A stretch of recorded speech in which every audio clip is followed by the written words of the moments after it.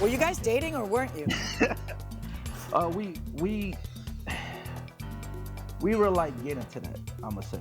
So you weren't intimate yet? No, we were intimate. Oh, but okay. We weren't. You weren't in love, you were intimate. This is the plaintiff, Peter Butler Jr. He says he and the defendant were in a relationship, and she owes him $3,000 for a 2018 Nissan Rogue, and she won't pay up. Just because their relationship has now ended doesn't give her the right not to pay him the money she owes. So he's suing.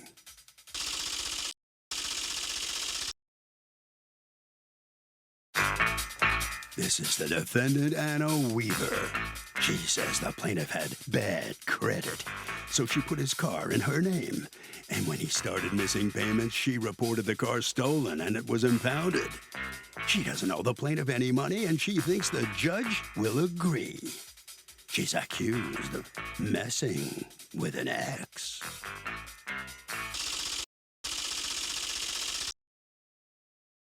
The defendant has filed a countersuit for $8,000 for pain and suffering. All parties, please raise your right hand. What you are about to witness is real. The participants are not actors. They are actual litigants with a case pending in civil court. Both parties have agreed to drop their claims and have their cases settled here before Judge Marilyn Milian in our forum, the People's Court. People's Court is now in session. The Honorable Judge Marilyn Milian is now presiding. Litigants have been sworn, Your Honor. Thank you, Douglas. You're welcome. All right, Mr. Butler, you're suing your former girlfriend, Ms. Weaver, for $3,000 because according to you, you had to buy a new car thanks to her shenanigans. Tell me what happened. Okay, so January of 2021, we met on Facebook, Facebook dating, and basically I was in a verge of moving from Phoenix, but she had a trip planned to go to Las Vegas. And I was like, yeah, sure, I can come. She said, okay, you can stay here and stay at her house. So I stayed at her house. She lived where? On the trip. She lived in Phoenix, Arizona. So we ended up going to the trip. The trip came out fine. And I had to, I was in a transfer status, so I was transferring to Georgia. Okay, and then what happened? I got to Georgia around February, like towards the beginning of February. And I was trying to see if I could get my kids, if my kids can just stay with me. So I called Anna Weaver to see if she was available to come down. To do what? Babysit? To help me. Were you guys dating or weren't you? We were like getting to that, I'm gonna say. So you weren't intimate yet? No, we were intimate. Oh, okay. We weren't. You weren't in love. You were intimate, but you, okay. So you asked her, will you move from Phoenix so that, okay, where were the children before that? The children were in Chicago, actually. With who? With my mother. With your mother? With my mother. Is the children's mother not in the picture? She's in and out. Okay. So you wanted the kids to move to Georgia, but you could only do that if you have a mate. Why? Because logistics or because of a court issue? Just wanted, because I wanted to raise, I got full custody of them. So I wanted to be able to be in my household. It wasn't, so you just needed someone because you couldn't do it alone. And so you call her and you tell her, hey, I got an idea. Why don't you move to Georgia? Yeah, because she said she wanted to move anyway. She said she didn't really like where she was at. But now, so you picked up and moved to Georgia, Ms. Weaver? Yes, I did. And you had a kid yourself. How old is your kid? 8 years old. So you relocated your kid for a guy you met on Facebook dating how much earlier? So we met in January, and I ended up moving down there in February, but he had lived with me. Oh, I'm sorry. I thought it was longer than that, and I was going to make fun of you. Right. So you literally moved in a few weeks. Yes, I took a risk. A risk? Wow. No. That's what it's called? Is that what it's called? A risk is letting it ride on number 21. It's not moving to Georgia and uprooting your 8-year-old in order to see if it works out with some guy you've known a few weeks. So how'd that go for you, sweetheart? It didn't go well at all. Oh, who knew? We didn't see that coming. So what happened when you relocated over there? What happened? Everything was fine until the day that we ended up going to a different state. He went for his birthday to, I think it was Vegas. I'm not for sure. He went out of state, and I went out of state to Texas to go visit my friend. All right, so go on. So he got an attitude, and he stopped talking to me almost the whole time that I was down in Texas. And I'm like, I still got to come back. I can only stay down here for a little bit. And he basically kept on trying to push it off, like, can you stay down there for another week? So I ended up staying down there for another week. And then when it was time to come back. Wait, what did he say? Wait, hold on. He says stay down there for another week because what? Because of the fact that he had to work. He couldn't pick me up. Or it was something. It was a couple days or it was a week. I'm not for certain, though. Okay, and what happened? He moved in a different babysitter? No, what happened was he was throwing attitude towards me. He was giving me issues. He told me when I got down there that I had to basically get a hotel. So I had to pay for a hotel until the next day for him to be able to pick me up. And when he picked me up, he put me and my kid in danger because he was supposedly tired from working. So I take it you break up. So when I got back, I guess he wanted me to move out of state somehow. He had to take care of his grandma. And I'm like, we just moved down here. Like, I left my whole life to move down there and help you out, but also be in a relationship. Whose fault is that? Whose fault is that? After all we've been through together, you've known him 20 minutes. All right, when is he telling you, hey, I got to take care of my grandmother, this isn't working? When does he tell you all that? March? When? What month? It was... Still February. I believe it was... No, I think it was March. March, okay. It was March. All right. Because I didn't come back to Chicago until April. Okay. When did Chicago get into the mix? Because of the fact that he told me that I had to go and he was moving, so I had to find a place. Wait, so now you followed him to Chicago? No, I'm from Chicago. I have family in Chicago. So you end up going back to Chicago. But let's talk about what happens besides uprooting your 8-year-old, uprooting yourself, moving to a new city. You also put a car for him in your name, which is why we're here. Yeah, let's talk about that. All right. How long had you known him when you put a car in your name? Maybe a month. A month. Why would you do this? Were you like head over heels about him? I thought that I could start something with somebody and it could end up good, that we are both. Usually you put your toe in the water before you jump in, though. And you check the temperature, and then you do it slowly, or be braced for a shock. It's one or the other, You build. This was definitely a shock. Yeah, yeah. So tell me about the car, Mr. Butler. What happens there? You have crappy credit? Yes, at that moment I had crappy credit. So I went on this site called Carvana, and for me, they was telling me to put down like, what was it, 3,000 or 4,000? But with her, it was saying 600. So time to ruin her credit? Hey.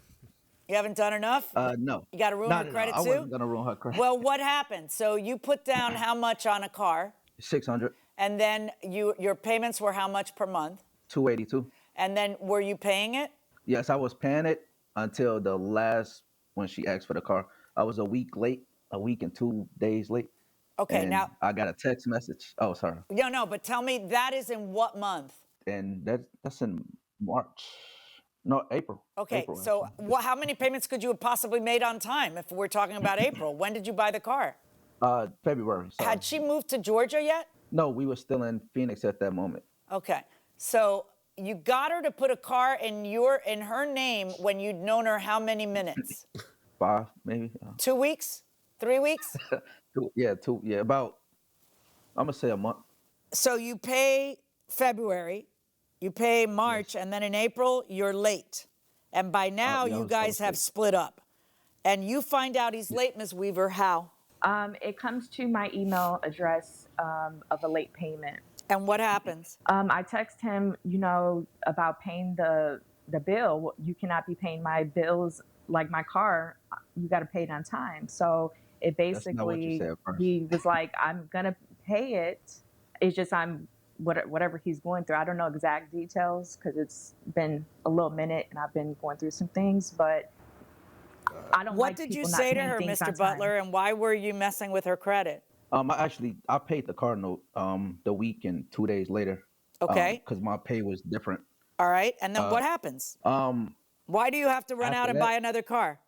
okay, so because she kept saying, okay, so she kept texting me, bring me my car back now, bring me my car before I report it stolen. Did you ever tell him to bring you the car? Did you want the car because he wasn't? Yeah, you did. Yes. Okay. I just wanted my car back because I didn't Well, want. it's not your if car. I messed- Wait. When you say I wanted my car back, you mean you wanted the car because it had never been your car, right? And yes, it was my car because it was put in my name. Now, I know it was put in your name, but were you just waiting for him to be like a day late and a dollar short for you to say, I'm repossessing? No, not at all. Sounds like you were. But then what you do is you don't repossess because that takes time and effort and research. So what you do instead is you actually report the car stolen, correct? Correct. Which is a complete lie because he didn't steal your car. He is not making payments on time, which means you go to court and you either go through repossession to get the car back or you do all kinds of efforts. But it's much faster and easier to mess with them if you just say, I'm reporting it stolen, which is what you threatened to do, and then it's what you did. And then what ends up happening, Mr. Butler? So after she told me, she called the police, and I said, okay. So that same day, I got my friend that was in Georgia to drive that car, and then I had to buy a car from CarMax the same day, so I could have a car, and I put You got down your the high. friend from Georgia to drive a car that was reported stolen? Yeah, but I didn't know it. Actually, at that moment, I didn't know it was reported stolen. You didn't believe her when she said she was going to do it? Oh no, because I'm like, no, that I don't even steal. I don't even want that in my record like that. Well, no, of course not. But you had somebody else drive the car. Yeah, while I Did bought you the tell other that car. person, So hey, the crazy woman said she was going to report that car stolen, be careful? yeah, she knew about it, but we didn't believe that she was actually gonna call the police because it wasn't stolen. Was the person that you had driving the car someone you were dating? No, that was my friend. Okay, so she drives the car and she gets stopped in what state? She gets stopped in Kentucky, actually Elizabethtown. And she's stopped there by a police officer who says, this is a stolen car. Yes, well, she initially got stopped by speeding, but Yeah, and they just arrested her and put her in jail. you gotta be kidding Off me. a stolen vehicle. Yeah, off a stolen vehicle. What ended up happening with that case? Well, she actually passed away because her boyfriend killed her Oh my in gosh. Chicago. Probably like a month later. So that's what happened with her. But yeah. Wow. What ends up happening? The car gets impounded in Kentucky. And how does the car get out of the impound in Kentucky? Because that would mean that Anna has to fly down, has to get to Kentucky and get the car out. Correct. She went to Kentucky and got the car out, actually. So who paid to get the car out? Did you have to pay to get the car out, Ms. Weaver? I did. He did reimburse me for me to go get the car out, but I had to pay gas, 2 vehicles. So the person who drove me down there, and then my friend who drove my car back, I had to pay 2 vehicles. Do you have a license? No, because I don't have I didn't drive my vehicle back. I had my friend who had a license. What ended up happening to the vehicle? What happened to the vehicle was when I had my friend drive my vehicle, somebody crashed into my vehicle, and apparently he didn't put insurance on the vehicle, or it didn't. Are you talking about in the drive from Kentucky? No, not the drive to Kentucky. It was, I think, less than a month later. And the car's totaled and there's no insurance on it, huh? Correct. And then was this person supposed to be making the car payments? No, I was making the car payments on it. Why are you making car payments for someone else to drive it? Because of the fact that it's my vehicle at the end of the day. Yeah, I'm not understanding. Who's this guy? Somebody new you're dating? No, it's my nephew. Okay. All right. Who's stuck making payments on a car that is dead? I'm basically stuck with everything. Now, you are suing her, not for the $600 that you put down on the car, but for $3,000 that you put down on a different car. Why would she have to pay for the $3,000 that you put down on a different car? I mean, just like I had to go out of my way to pay for a different car when I already had a car, when she made the false police report. Right. Put it stolen. Okay. You have a counterclaim against him for $8,000 for pain and suffering. Explain your counterclaim to me, Ms. Weaver. So when I moved down to Georgia, I ended up buying TVs. I bought TV stands, I bought beds, I bought bed frames, I've paid food in the crib. Like, I gave him money for a lot of things, let alone towels, washcloths, going back and I mean, forth how to many the store towels and for food. washcloths do you think I can go through to figure out who owes who a couple of bucks? It's really about pain and suffering. Your lawsuit is entitled $8,000 for pain and suffering because Correct. he I did lost you dirty. But you did. would have to, right, but Let alone. yeah, that in should the be a car lesson that you learned on that, because it was ridiculous for you to. I wouldn't care if you were single. I would say, oh, go with the flow. Go out there. Suelte sin vacuna. Out there and do what you want to do. Yeah, I understand. Loose and unvaccinated. Just go do whatever you want to do. But, you have an 8-year-old, and your 8-year-old, I presume, has friends and people in Phoenix. And then all of a sudden you uproot him, put him in a house with 3 other kids and a strange man. It's kind of really crazy on your part. And most of your pain and suffering was caused by your bad decision making, So, no, on your counterclaim, 0. On your claim, Mr. Butler, interestingly, I do agree with you that it was completely inappropriate for her to file a false police report and to claim that the car was stolen. I cannot believe you reported the car stolen when you and I both know it wasn't stolen. Excuse me, Judge, but what I'm stating I'm stating is that you have a certain obligation, and your obligation is to go to court and to sue him, which is all kinds of trouble. You didn't want to do it, so you took the way out, which is completely filing a false police report. Just stop. We're done, okay? That is not appropriate, all right? This is one of the risks of putting your name on somebody else's car, okay? It's that they're going to be late on their payments. And you don't even have a right to repossess the car unless it's a significant breach. And a week isn't a significant breach, okay? It isn't. That's not how it works. I'm not going to order you to pay him all of his monthly payments, okay? Because he did get to use the car in those months. But I am going to order you to return the $600 that was the down payment that he put on the car, because you didn't really have a right to even repossess it with a 1 week late.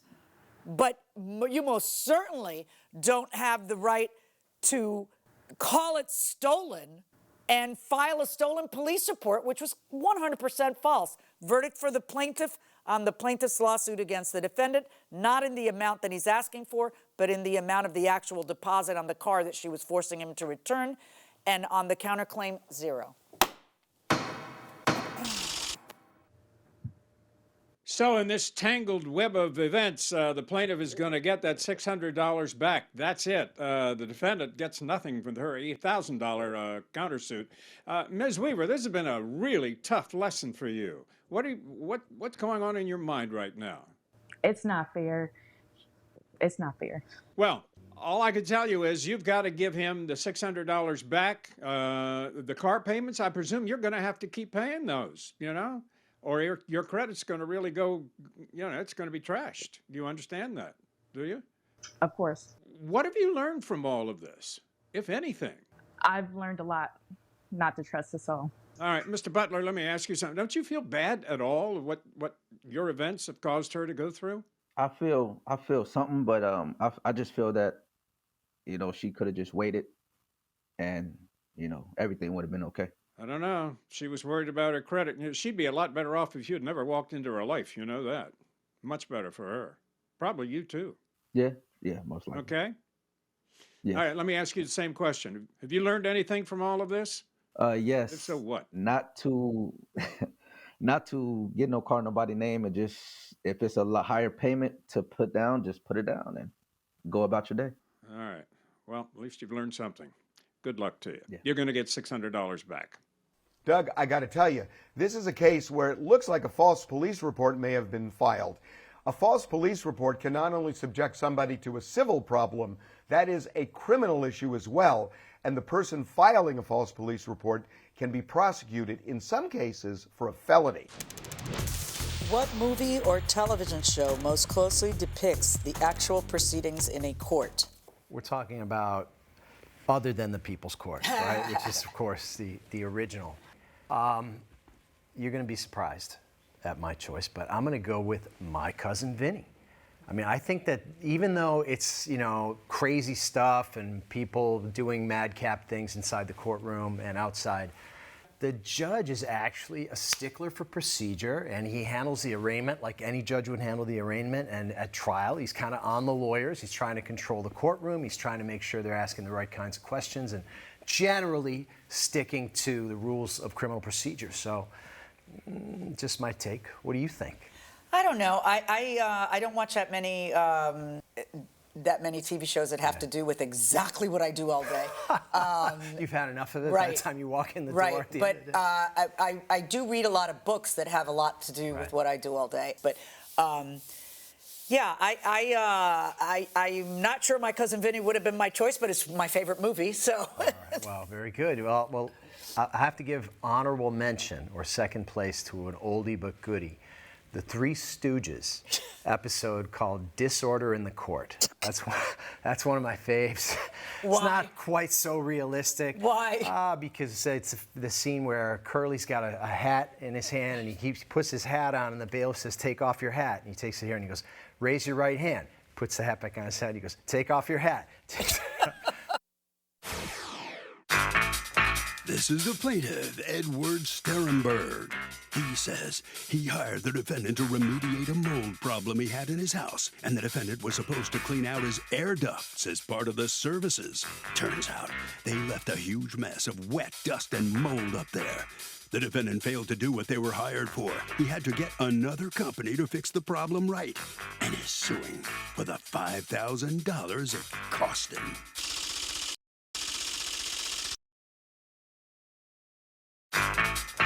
This is the defendant, Yana. She says her husband cleaned the plaintiff's ducts. Then, about a year later, the plaintiff had some construction done.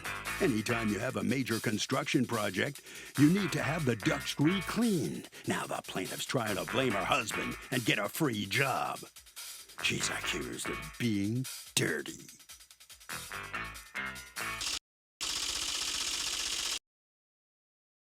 All parties, please raise your right hands. Welcome back to the People's Court. Next case on the docket. The plaintiff hired the defendant to remediate some mold in his house and says the job was botched. He has more mold than ever and he wants some justice. But the defendant says that the guy had construction in his house after he cleaned the ducts, and any problem now are not the defendant's responsibility. It's the case of you break the mold. Thank you, Douglas. You're welcome. All right, Mr. Sterenberg, what happened here? Yes, my grandma had passed away and I'd inherited a house full of furniture from her. Okay. It turned out that the old furniture smell turned out to be mold. It turned out that the mold unfortunately spread throughout our entire house. Oy. And we ended up reaching out to Don, a remediation contractor, to try to help us with the matter. And then he had referred us to a duct service company because he said for him to clean our house properly, he needed to have the ductwork cleaned first so that the mold that was in everything in the house, including the ductwork, wouldn't spread throughout the rest of the house. Okay. So you cleaned ductwork and you paid how much to the defendant?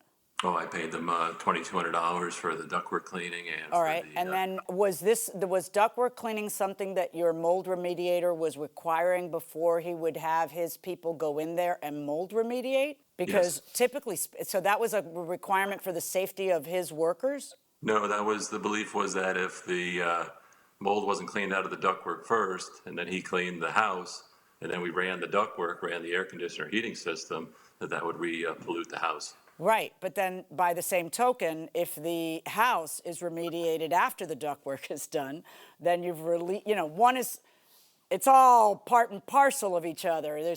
So the mold remediation work was done after the ductwork, right? Right. All right, and the mold remediation entailed what? You're talking to somebody who has mold remediated multiple times. I live in South Florida. This is a rare problem for you in Connecticut unless you have some kind of flood or something and it's not taken care of correctly. But it is not a rare problem for those of us who live in South Florida, I'm sorry to say. It's like cancer, basically, the way it spreads. And when you've got it in the air ducts, it's like you've got it in the lymph nodes, and you're spreading it to everywhere else. It's an issue, and an issue I'm very familiar with. But what I'm trying to get is what was the remediation work? Because sometimes it's cleaning with the special formula that they probably sell in Home Depot, but you don't want to do that work, and so you leave it in the hands of the professionals because you want to just run. And by you, I mean me. And then sometimes it's ripping out the drywall and getting behind it because that's what. So what kind of work was done in your house? In our house, it was simply spraying all the ceilings and surfaces and belongings in the home with a shockwave product that Don then wiped everything clean with. We didn't have any drywall removed. We didn't have any construction work done whatsoever. Right, but they had to remove all the furniture, didn't they? Yeah, we moved the furniture. Yeah, and the furniture got moved, and what did they do to the furniture? Got rid of it, or did they remediate the furniture? 99% of it we got rid of. Oh, yeah, imagine that. All right, so in August of 2021, you contact the defendant and say, you scammed me. What made you say that? We had her husband come out to the house, and he was very clear. I'm not like the typical duct cleaning contractor. He told us, he gave us this whole speech about how honorable he was and the company he was building, and really sold us on the fact that he was going to do a A+ job cleaning on our ductwork. And then when finally when August came around, and I admitted to my wife that maybe we should have another contractor look in the ductwork to see if that's where this odor is still coming from in our home. Because you still smelled an odor? Yeah, we still smelled the odor. Now, was this you again smelled an odor, or the odor was always there? Did you guys move out during the remediation? Yeah, we moved in and out several times. Okay, so did the odor that you were smelling, was it a new odor, or was it the same odor as always? That's the same odor we had. So did you talk to the remediator and ask him, why am I still smelling mold? Yeah, we did. And was there a test for? Hold on, let me ask my questions again. Was there a test? Did they do another test for the mold level? Well, we had testing done in January. Of what year? 2021. Okay, well, the testing done in January of 2021. When did the remediation take place? November 17th through 19th. Of 2020. 2020, yes. Okay, so you move back in, and then the testing is the testing that is naturally occurring before you move back in, or is it after you move back in because you're still smelling something? No, we were still smelling something. There was this ongoing odor. Okay, so there had already been a past test before you moved in. There was an acceptable test, right? Yes. All right. So now you're still smelling a smell. You don't like it, so you order another test. What's that January test tell you? We just had one area that was high in the basement area, and the other ones are all acceptable. So you took care of that, and then you wait a bit, and then you test it again when? When's the next test after January? Yeah, I don't believe we did any further testing. Okay. So the smell persists January, February, March, April, May, June, July, August is when you call them, right? Right. And what do you say to them? I said to them that I had an HVAC contractor come in my house and looked in the ductwork, and he found that there was multiple years of dirt and dust and the odor that we were smelling throughout the house. He, my wife, and the ductwork cleaning HVAC contractor's employee all said the smell was the same smell in the ductwork as the house. Okay. Now, where in the ductwork was this issue supposedly discovered? It was throughout the roughly 200 feet of ductwork that we have that runs from one end of the house to the other. Okay, so do you have pictures to show me? Yes, I sent two in to show you two openings that were initially made. Okay, no, do you have the pictures of the years of dirt and dust for me to look at? Yes, I do. Is this supposed to show it? It's the best pictures I have. Okay, but that's kind of, right, maybe the best pictures you had. I understand what you're saying, and what is this? That's showing the dust and grime that was left behind that was causing that odor. And afterwards, that metal was all shiny clean, like it looked like it was brand new. Can I see the picture of it all shiny clean and looking like it's brand new? I'm sorry, I don't. Okay, how do I know that's just not the way this metal looks? Debris inside. Okay, whose hands are these? Oh, and that was some of the residual dust we also found in some of the other parts of the ductwork system. Whose hands are these? Also adding to the odor. Whose hands are these? Oh, those are mine, and wiping it out from the inside. Okay, what is it you are wiping? The inside of the takeoffs from the main duct system. You ended up replacing all the ductwork, right? No, we cleaned the metal ductwork was cleaned. And then the individual takeoffs, they said, were easier to replace based on what was going on than to Did that solve the problem? Yes, it did. Okay. But that's not what you hired the defendants for. You just paid them to clean the ductwork, right? Yeah, I was told by All right, Mr. Ms. Emmerich. Let me hear from you. Ms. Yana, talk to me. You're not the person who actually did the cleaning of the ductwork. That would be your husband?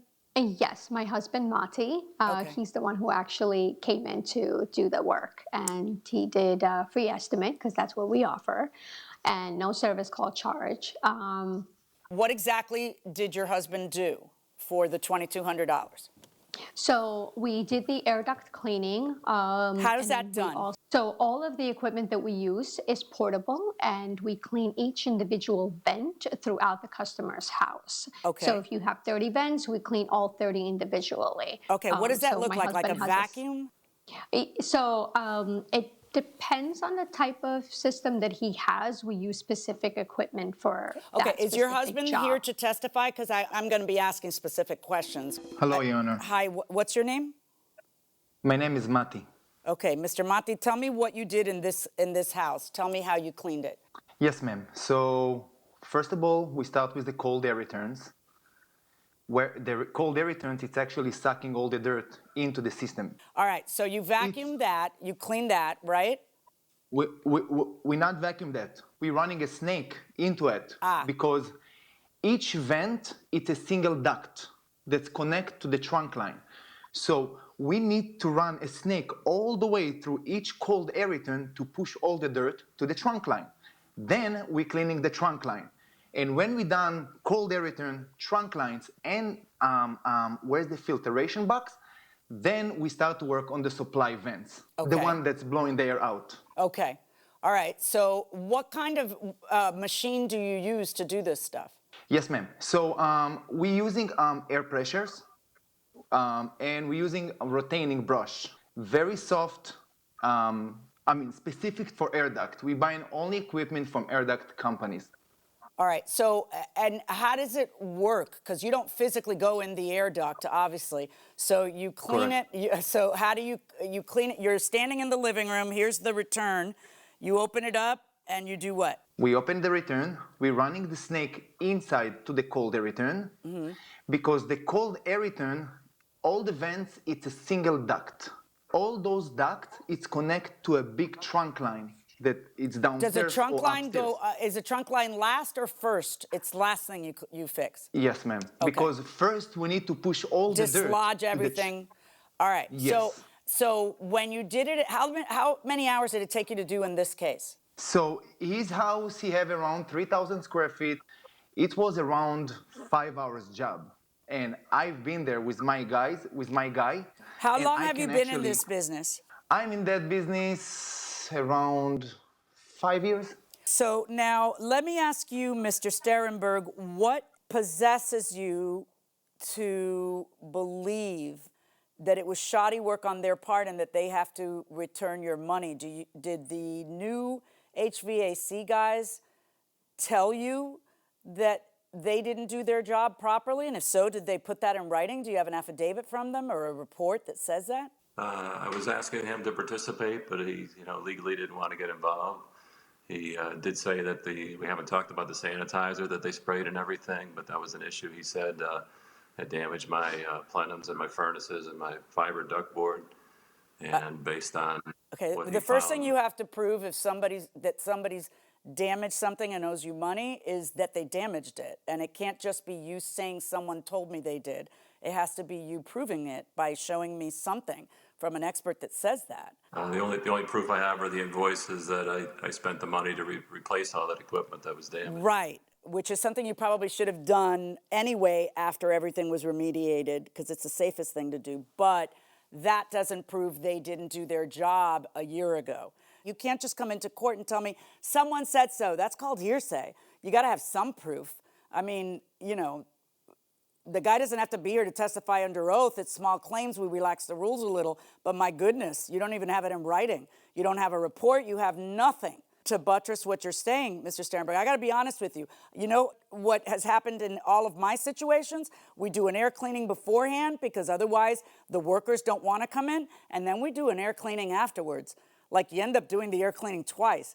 And I ended up replacing an AC that was only 3 years old in my mother's house because we couldn't, I knew there was mold in there. When we kept bringing people to test, it was obvious there was mold in there. It had been cleaned, I don't know how many times. How many times am I gonna clean the thing? Just buy a new one and then we don't have this issue. And that's you know, it's so expensive and disheartening. And now you look back and you say, my grandmother's stuff, I loved her, but man, it wasn't even worth keeping because I didn't know it would destroy my life the way it has destroyed our living situation. And I understand that. You need to prove to me that they didn't do their job. And you don't do that by showing me dust on your hands or telling me something someone said.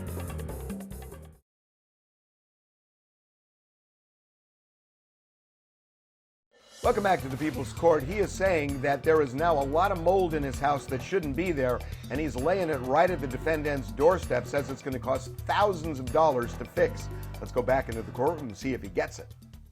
For you to prove this case against this company, you need to prove to me that they didn't do their job. And you don't do that by showing me dust on your hands or telling me something someone said. Verdict in this case is for the defendants.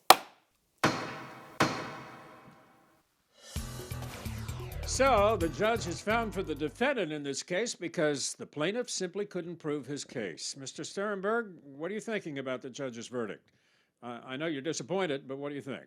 Makes sense, but wish I could have had some more participation, some more evidence to share with her, but it just didn't work out that way. You just needed proof that you just didn't have. I'm sorry, but, you know, that's the way it worked out for you. Sorry about that. Yeah, no, nobody wanted to catch my back there and help me out, so that's the way it goes. Okay. So let's find out now how the defendant feels about this. Yana, I'm sure you're feeling much better. Am I right? Yeah, I do. Very good. I worked super hard to get where we are, you know, so I feel fantastic. All right. Well, listen, you prevailed, so good for you. Congratulations. Keep up the good work. So, Doug, you know, it's kind of murky, but sometimes expert testimony is not only good to have, it's essential to have. And it just depends on the case. I think in a situation like this, if the plaintiff would have gotten an expert to really lay out how this job was botched, maybe it would have been handled differently, but without that, the plaintiff is a loser. My wife and I think that because you live in South Florida, you must be scuba divers. Are you? We are both certified for scuba. But that being said, when was the last time you and I went scuba diving together? I don't know. Kids ruin everything, don't they? Like They really do. It's like, what were we doing the last 20 years? Exactly, but 25. We haven't been scuba diving since before the children were born. That's right. They've sucked the fun right out of us. Honestly, I think really we could probably both use a refresher course I don't think I would because we haven't been down in a long time. Yeah. But yeah, it's wonderful. I mean, it just opens up a fantastic world. That it really is something. And I used to really enjoy. And I used when I was reckless and young, and actually before you, I actually went down. You were reckless? And, like 60 or 90 feet, some ridiculous amount of feet night diving. Right. In St. John's or St. That is a little crazy. It I've was never done crazy. a night dive. It was crazy, and and there were these 6-foot tarpon, and I had a little light, and I thought it would be funny to just kind of shake it on my dive buddy because like saying hello or something. And panic your dive buddy? Yeah, panic my dive buddy because all of the little minnows came to the light, and then so did the tarpon, who could just whip their tail. Big fish eat little fish. I will never do that again. All my diving, when I do it again, and I will be 30 feet under, and where you can just jettison and go up. And That'll do it today. We'll see you tomorrow on the People's Court.